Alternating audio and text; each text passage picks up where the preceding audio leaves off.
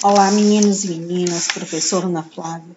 Estamos de volta com as nossas videoaulas, onde hoje vamos dar continuidade com os nossos conteúdos, observando o filósofo Kant e a crítica da razão. O que é que vocês vão fazer para a nossa aula de hoje? Pegar o seu caderno, exatamente, teremos anotações, onde elas deverão ser enviadas no Class, como nota de atividade, dentro do prazo de entrega. Fiquem atentos a essa informação. Toda aula eu falo a mesma coisa para vocês, reforço sempre essa questão. Mas nós temos alunos que estão deixando de enviar as anotações ou atividades que são propostas. Cuidado que você pode estar se prejudicando. E aí, pegaram o caderno? Podemos começar? Então, bola a todos e vamos lá. O que temos aqui na sua tela? Kant, filósofo alemão, buscou compreender as condições que nos permitem conhecer a realidade. Concluiu que não conhecemos as coisas como elas realmente são, mas apenas como elas aparecem para nós, com relação à nossa mente. Isto é, conhecemos as coisas como fenômenos. Quando observamos uma coisa, não apenas recebemos impressões de maneira passiva, onde nós atuamos sobre impressões, criando fenômenos. Como a nossa capacidade de conhecer cria esses fenômenos?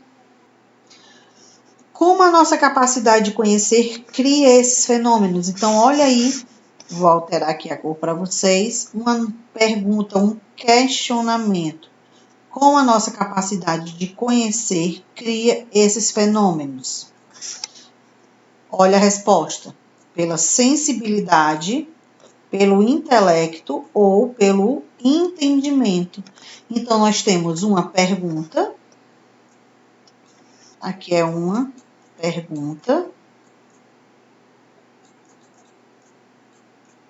E nós temos aqui, ó, a resposta. Então, o que é que vocês vão fazer neste momento? Eu não vou nem limpar a tela para vocês, para que essas anotações fiquem bem claras. Primeiro, vocês vão colocar o título, Kant, vão anotar os pontos que eu vou marcar para vocês de laranja. Buscou compreender as condições que nos permitem conhecer a realidade. Vão copiar essa informação. Buscou compreender as condições que nos permitem conhecer a realidade. Depois, vão copiar a pergunta em destaque. Como a nossa capacidade de conhecer cria esses fenômenos? Resposta: pela sensibilidade, a maneira como recebemos as sensações, pelo nosso intelecto ou entendimento, a maneira como pensamos as sensações recebidas. Coloquem pausa e façam essas anotações. Continuando aqui ao lado, nós temos a cena do filme Divertidamente, onde esse filme ele retrata a animação que se passa dentro do cérebro de um adolescente, onde 5 emoções estão relacionadas. Nós temos aqui, ó, cada emoção, deixa eu botar outra cor, cada emoção relacionada. Cada um deles representa um tipo de emoção, onde elas se revezam para processar informações e armazenar memórias. Kant se interessou pelo modo como o ser humano percebe o mundo. Então, de acordo com a filosofia de Kant, de acordo com seus pensamentos, nós temos o filme Divertidamente, que retrata muito bem essa questão. Continuando nosso conteúdo, a sensibilidade está relacionada com espaço e tempo, onde são condições de sensibilidade considerados os requisitos para que hajam fenômenos ou representações. Então, o que a gente pode observar aqui, que vocês vão anotar? Coloquem a sensibilidade e vamos para a primeira informação. Coloquem aí. As condições de sensibilidade estão relacionadas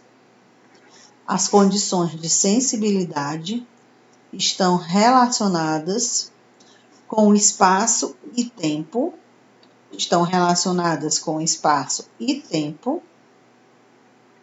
para considerar um fenômeno ou representação. Vou repetir. As condições de sensibilidade estão relacionadas com espaço e tempo para considerar fenômenos ou representações. Vamos continuar aqui a nossa tela. A mente humana, ao receber a matéria da sensação, vai organizar essas expressões sensíveis, espacial e temporal. Vamos compreender. Vou alterar aqui a cor. Espaço e tempo são intuições ou modos de receber as impressões sensíveis. Espaço e tempo são condições a priori para qualquer experiência sensível, da mesma forma que não é possível ouvir ou enxergar sem os órgãos dos sentidos, não é possível que exista uma representação na consciência sem que ela seja espacial e temporariamente delimitada. Vou limpar a tela para vocês e o que vocês vão copiar dessa parte, dando continuidade à sensibilidade que vocês já anotaram, o que eu orientei a observação. Agora vocês vão colocar. Espaço e tempo são intuições ou modo de receber as impressões sensíveis. Espaço e tempo são condições a priori para qualquer experiência sensível. Da mesma forma que não é possível ouvir ou enxergar sem os sentidos, também não é possível que exista uma representação sensível na nossa consciência sem que seja espacial ou delimitada. Coloque pausa e copie as partes que estão sublinhadas. Temos agora a nossa questão do intelecto. Professor, o que é esse intelecto? Está relacionado com a nossa inteligência, com o nosso pensar. Não há conhecimento apenas com a recepção da sensibilidade, pois, para conhecer o material recebido, é necessário pensá-lo. Então, para a gente compreender aquilo que está analisando, aquilo que está vendo, precisamos o quê? Pensar. Primeiro ponto que vocês vão, copiar no seu caderno. Para pensar o material da sensibilidade, o ser humano atua sobre as representações ou fenômenos, estabelecendo relações entre si. Segundo ponto que vocês vão copiar. Exemplo dessa relação: causa e efeito. Olha aqui, vemos a fumaça e logo concluímos que há um fogo.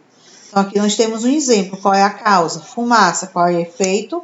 Associação ao fogo. Estabelecemos relações entre os fenômenos por meio de conceito ou categoria do entendimento.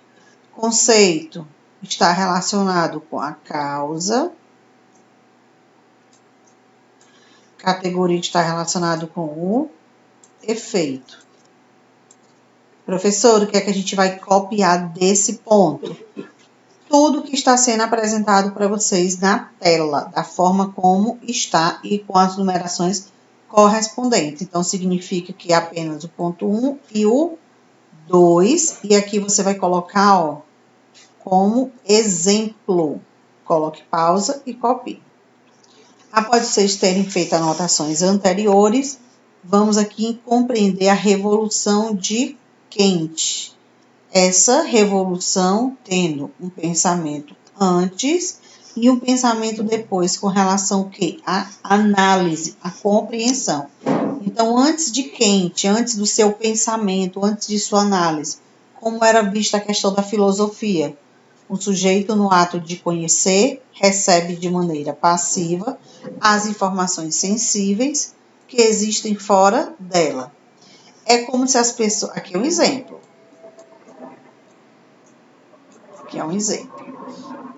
É como se as pessoas captassem as impressões vindas do que lhe é externo, como o ver, como o verde de uma árvore, o frio de uma pedra de gelo ou áspero de uma superfície. Então, mais uma vez, antes da filosofia, antes do pensamento de Kant, o que era associado? Que o sujeito estava no ato de conhecer, da maneira como era apresentado. As pessoas não refletiam com aquela perguntinha básica: o que é, para que serve, como posso entender? O exemplo era o seguinte: o verde de uma árvore, o frio de uma pedra de gelo ou áspera de uma superfície. Já diante do pensamento de Kant, ou seja, depois da sua filosofia, depois do seu ponto de vista, o sujeito que conhece não recebe apenas o dado sensível, mas ele é ativo, ou seja, ele passa a compreender as impressões sensíveis da forma e das ordens ativadas, palavrinhas relacionadas, causa e conceito. Nós temos.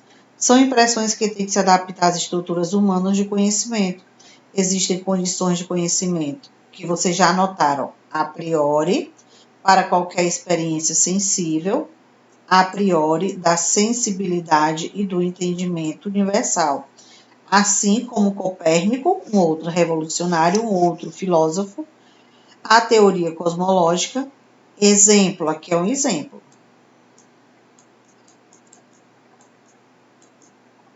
Aqui é um exemplo.